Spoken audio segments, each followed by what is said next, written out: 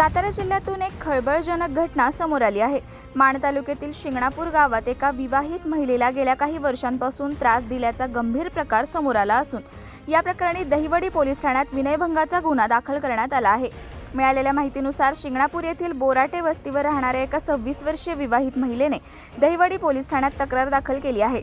फिर्यादी महिलेच्या तक्रारीनुसार गावातीलच सचिन दादा बोराटे हा व्यक्ती सन 2022 पासून वेळोवेळी तिच्या राहत्या घराच्या मागे येऊन त्रास देत होता। तक्रारीत नमूद केल्याप्रमाणे आरोपीने महिलेचा हात धरून "तू मला खूप आवडतेस, माझ्याशी बोल" अशी जबरदस्ती केली।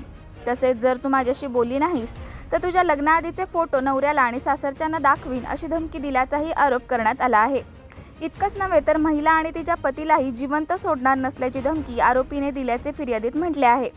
यानंतर 7 जून रोजी सकाळच्या सुमारास महिलेच्या सासू-सासऱ्यांनी आरोपीच्या घरी जाऊन जाब विचारला असता त्यांनाही शिवीगाळ आणि दमदाटी करून जीवे मारण्याची धमकी दिल्याचा आरोप आहे।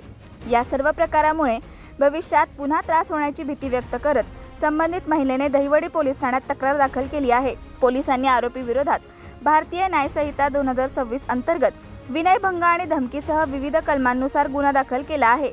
या प्रकरणाचा पुढील तपास महिला पोलीस हवालदार DA डोईफोडे करत आहेत।